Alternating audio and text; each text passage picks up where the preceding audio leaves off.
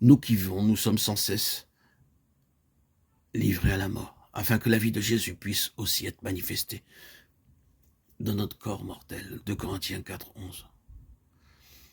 Avant que le jour fraîchisse et que les ombres fuient, je m'en irai à la montagne de la myrrhe et à la colline de l'encens. Cantique 4, 6.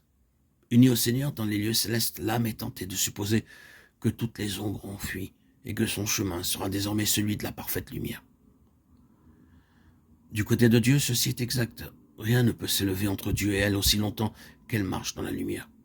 Il est lumière et le sang de Jésus-Christ, son Fils, la purifie de tout péché.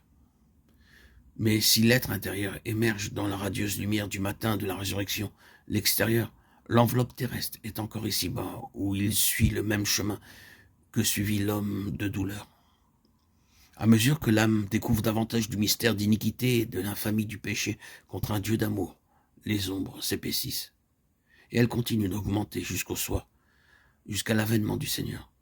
Sur le soir, il y aura de la lumière. Zacharie 14, 7.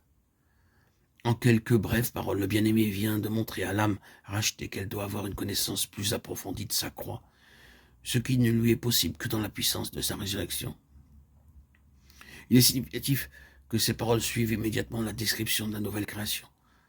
C'est comme s'il voulait lui rappeler que la manifestation de la vie divine est conditionnée par la communion à sa mort, sans cesse livré à la mort pour l'amour de Jésus, afin que la vie de Jésus soit aussi manifestée en ce corps mortel.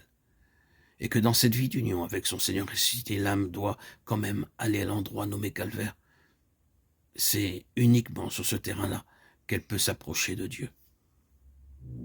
Il y a aussi longtemps que dure le jour de la grâce et jusqu'à son avènement, une source vive au Calvaire pour la purification du péché et de la souillure. Et dans les lieux célestes, il dit à sa bien-aimée, je m'en irai à la colline de l'encens.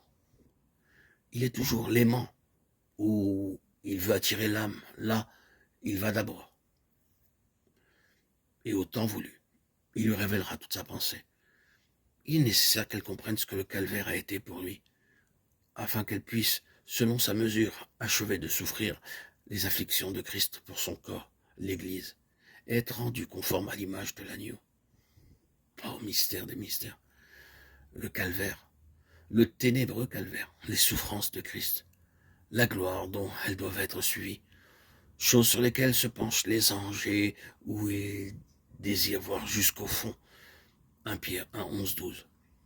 Et cependant, de pauvres créatures misérables pécheresses rejettent l'agneau, celui qui est adoré dans le ciel. Dans l'éternité seulement purifié, affranchi des limitations d'un corps fait de poussière, les rachetés d'entre les hommes comprendront toute la signification de la croix d'infamie et prosternés dans l'adoration chanteront le cantique. Digne est l'agneau, car tu as été immolé. Apocalypse 5, 29.